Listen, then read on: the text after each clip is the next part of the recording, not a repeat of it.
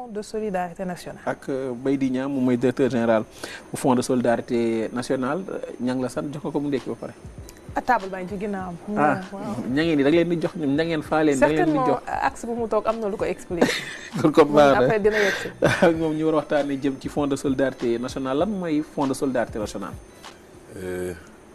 balaa may expliquer fonds bi. remercier waat leen encore une fois pour l'invitation.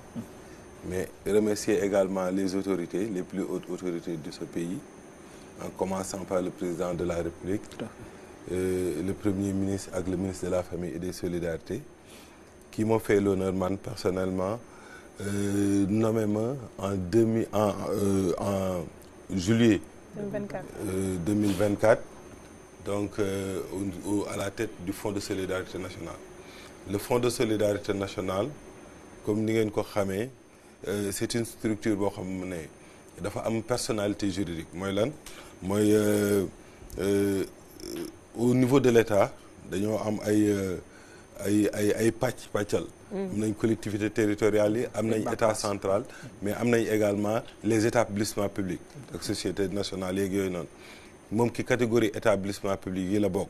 Donc li nga xam ne moom lañ ko dénk moom mooy pour su amee ay choc loo xam ne peut-être bett na nit ñi mooy imprévisible irrésistible extérieur comme ni ñuy définir mbënd yeeg mooy catastrophe naturelle yeeg mooy accident yi ñoom ñoo war a ñëw njëkk a ñëw indi une assistance d'urgence ak assistance boobu noonu dafa war a nekk une assistance adaptée mais une assistance boo xam ne dina permettre ñi nga xam ne ñooy néew di doole yi li nga xam ne mooy problème yi nga xam ne ñoom la ñuy dund ñu mën leen cee génne ba ñu mën a delluwaat ci seen sago. soo nee assistance c'est-à-dire que volet assistanat rek ngeen gère.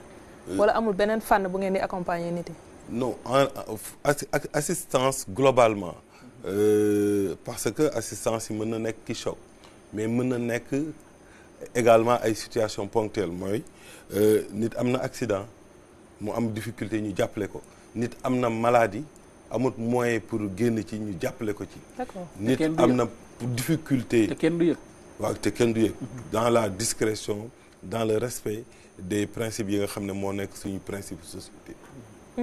alors d'accord dimbali nit yi mais dimbali nit yéen du tëb tout le temps lépp ngeen di mën a yëg c'est-à-dire une personne bu toog tamit bëgg a bénéficier si fonds bi elle fait comment.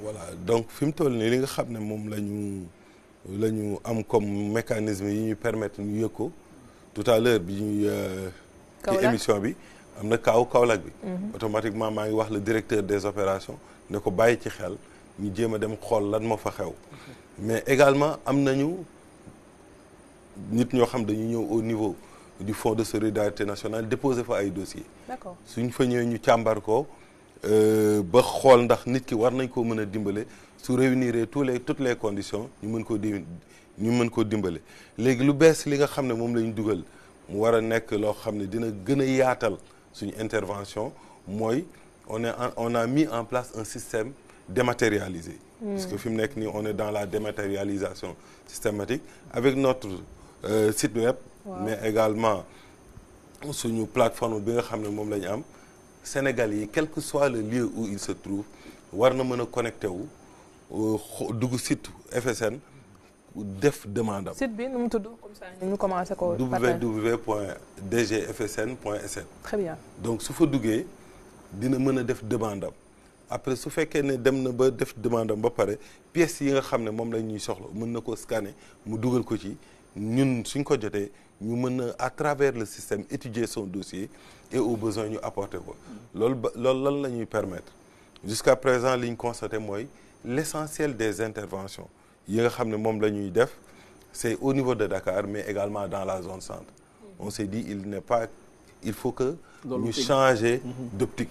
Le fonds de solidarité est un fonds de solidarité national ni nga xam ne moom nit ki dëkk Dakar noonu la ci mën a bénéficier noonu la ki war a bénéficier ki dëkk Saraya ki dëkk Salémata ki dëkk Foundiougne et cetera yooyu yëpp donc war nañ ko mën a intégrer moo tax ñu mettre en place système dématérialisé boobu. mais budget bi nu mu toll li ngay wax nii bëri na ci ndimbal budget bi ñaari yokk nañ ko ci kii bi ci LFI bi wala.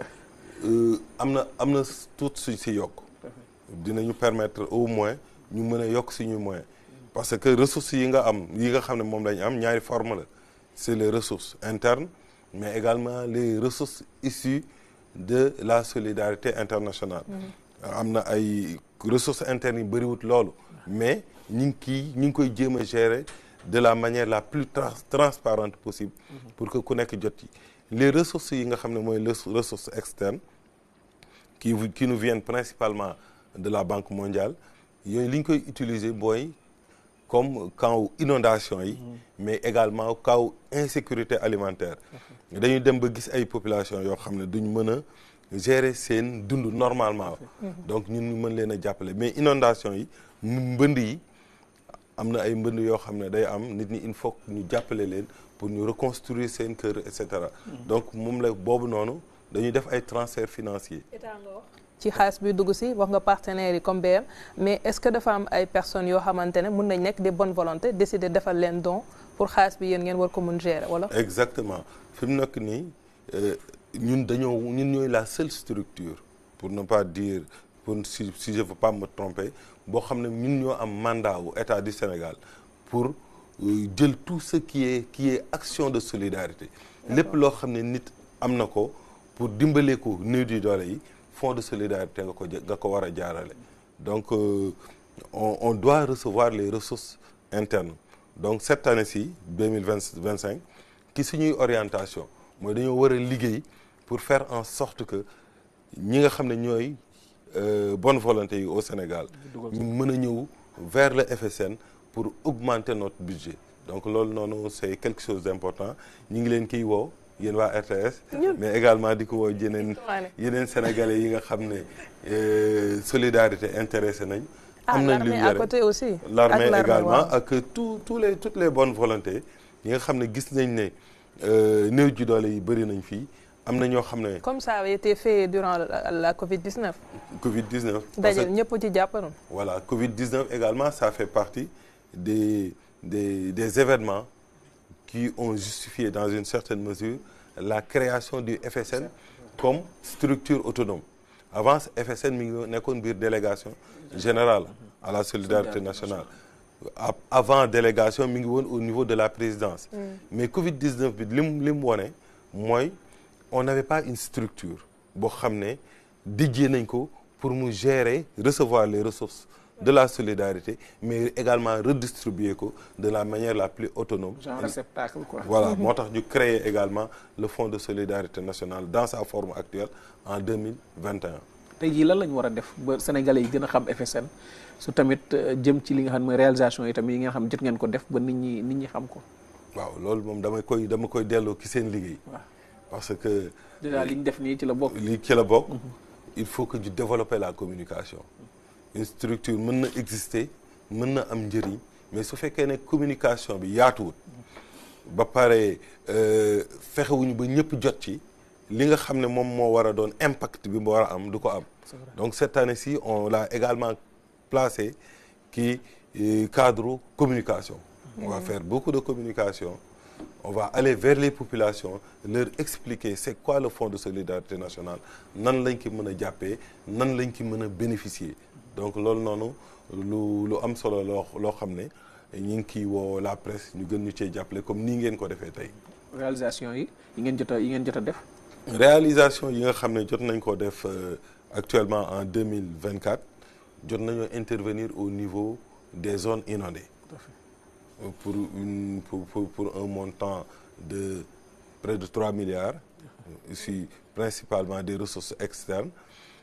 kon gars yi doon jékki-jékki message yi sonné sa téléphone yéen la woon. waaw tintinto yooyu ñun la woon. d'accord waaw jotuma ci nag dama gis ay nit naka nekkee Kinkeliba ba jot fi fonds de solidarité nationale te waxoo. yéen moom bokk leen.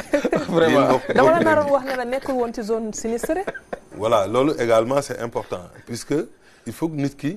nekk ci zone sinistrée suñu ndaw yi nga xam ne ñoo nekk sur le terrain ñoo def recensement bi ba identifier ne yow. nekk nga ko sinistré donc pour ñu mën la jàppale. am na également ay zones yoo xam ne c'est des zones yoo xam ne agriculture la ñuy dundee élevage yoo xam ne dañuy toll yenn moment yoo xam ne dañuy am difficulté régler seen problème mu dund. Donc loolu moom mooy ce qu'on appelle les zones à insécurité alimentaire les zones d'insécurité alimentaire suñ ko identifier au courant de l'année le FSN mooy intervenir vers le mois de juin pour jàppale ñi nga xam ne ñoo nekk ci zone yooyu noonu daaw ren disons en 2024 dem nañ Ranérou dem nañ Linguère dem nañ Goudiri pour jàppale les populations par des transferts financiers yoo xam ne ñu ngi avoisiner les 3 milliards également pour dimbale leen ñu génn kii situation d'insécurité alimentaire bi. Alors dama bëgg a taxaw fenn jàppale nit ñi d'accord bu ñu nekkee ci ay difficultés mais est-ce que tamit def ay jéego ci prévention gënul peut-être dina atténuer wala dina wàññi li nga xamante ne war ngeen ko def comme ay dépenses yi jëm ci yenn zones yi. Donc loolu it am na solo moo tax ñu ngi travailler ak certains de nos partenaires à mettre en place un système d'alerte précoce. dégg naa ko ci journal bi ak un système d'alerte précoce en relation avec ñu mel ne ANACIM ñi nga xam ne ñoom ñooy am les informations les plus fraîches yi nga xam ne concerné na par exemple les inondations l'insécurité alimentaire donc pour wax nit ki ne ko yow yaa ngi dëkk Touba fii soo defut ndànk ak nawet Kër Ñang soo defut ndànk inondation bi mën na ñëw yàqal la sa kër nga jël ay dispositions ba même sa ndox mi ñëwee say bagages du ko fa fekk donc loolu lépp c'est des systèmes yoo xam ne dañ ciy anticiper ci insécurité alimentaire comme ni ma ko waxee également mën nañoo toog période bii nii ñu constater ne am nañu ay zones yoo xam ne suñ defut dara fi mu toll nii wala dans 1 mois dans 3 mois dinañ nekk situation d'insécurité alimentaire boo xam ne mën na leen a pousser ñu jël li nga xam ne moom lañ denc seen kër seeni xar seeni yére seeni kii jaay ko pour mën a dund donc ñu jëm leen a dimbale pour que ñu bañ a dund loolu noonu donc loolu noonu c'est des situations de prévention yoo xam day am mais li nga xam ne moo gën a fës mooy l'action devant une situation nit ki nekk na dans des difficultés ñun ñu agir pour génne ko ci situation boobu noonu. Alors doon ngeen fi wax stratégie nationale de réponse face au choc fan ngeen ci toll yéen a ngi koy bind ba tey wala noppi na. non ñu ngi ci li nga xam ne moom laa la wax nii mooy les inondations la réponse au choc inondation yi ak insécurité alimentaire yooyu yëpp kii réponse au choc yi la léegi nag ñu ngi koy gën di liggéey. liggéey gi ñu nekk fii ñoo koy def doomu réew mi. doomu réew mi ñun ñoo ki xalaat ñun ñooy seet nan lañ ko war a mën a jëlee en charge parce que bu leen fàtte ne l'objectif est de faire du Sénégal un État souverain prospère et juste. Donc yooyu yëpp c'est des éléments yoo xam ne dañ koy intégrer ci suñu liggéeyin donc ki stratégie bi également umpale woone ay zones yu mel ne Saint-Louis Bargny Rufisque ñi ngi dund beneen forme inondation mooy kii côtière du mu tati érosion côtière mais également les crues yooyu yëpp ñu ngi kii taxaw di ki liggéey ba suba incha allahu rabbi le ministère de la famille et des solidarités dina dem Bargny pour xool situation bi wax sénégalais yi dëkk foofu noonu ne leen état bi mi ngi leen di bàyyi xel yenn familles yi nga xam ne c'est des familles qui sont impactées ñu seet ci li nga xam ne moom la ñu yore nan lañ leen ki jàppale à travers un concept assez particulier mooy le concept local. liggéey gi yéen ak délégation générale solidarité nationale am na différence wala yéen a bokk li ngeen di def. non da nga naan le dispositif de la solidarité nationale dafa am ay acteurs ñun comme ni ma la ko waxee c'est les chocs mais lépp loo xam ne problème mu situation bu jafe la difficulté nit ki nekkut situation de choc nekkut situation de force majeure waa délégation ñoo ëpp li ñu koy intervenir donc ñun ñoo yore surtout les cas où il y a des situations de force majeure donc yooyu noonu la moo tax c'est une chaîne kii day intervenir fii su paree kii neen ki jël ce qui fait que su fonctionner normalement dinañ dem benn moment boo xam ne sénégalais bi war a tuta dund problème yi nga xam ne moom lay dund gis nañ ni fan yi jot ngeen lu toll ci 10 000 carcasses de mouton gis nañ sax ministre bi dem na ba Ziguinchor doon ko fa joxe tey jii lëkkaloo bi permettre leen tey ba ngeen jot ci ak li nga xam ne ñooy ñi Arabie Saoudite tey day permettre sénégalais bu ne mu gis ci boppam ba mën a jot ci mbir moom ñi ci mën a jot. waaw lu am solo la chaque année ki suñu relation yi nga xam ne moom la Sénégal am ak royaume d'Arabie Saoudite dañuy recevoir ay dons en carcasse de mouton donc sama soxna si day bañ ma naan carcasse. nee naa ko sànq nañu wax ndawal ma ne ko carcasse nga ñu rafetal rek. nee na ma nañuy wax viande. nee na ma carcasse dafa xaw a mais comme c'est l'expression consacrée. oui nañ ko wax donc on a reçu cette année 10 000 carcasses de mouton.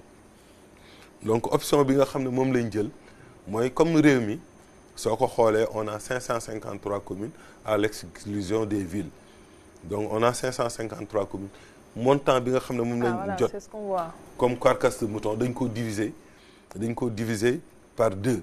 oui une première partie ñu répartir ko selon de manière équitable commune bu nekk ñu ne commune bii kat bi ñu jëlee montant bi diviser ko par le nombre de communes lii nga war a am leneen beneen moitié bi ñu diviser ko selon la population la taille de la population ce qui fait que dëkk bi su ëppalee bii taille population généralement bi moo koy expliquer donc touché nañ l'ensemble du territoire national ministre def na réception bi au niveau de Ziguinchor démb lii nii mooy bi ñu koy réceptionner au niveau du port keroog ak waa ambassade du royaume d'Arabie Saoudite donc c'est des actions yoo xam ne am na solo surtout période bii nii nga xam ne am na ay faaleen yoo xam ne dinañ soxla ndawal suñ koy jotee dina leen amal njëriñ bu baax a baax. bien sûr. tey jii daal dañ koy def de manière équitable kenn ku nekk sénégalais ñi di sóoraale équité territoriale.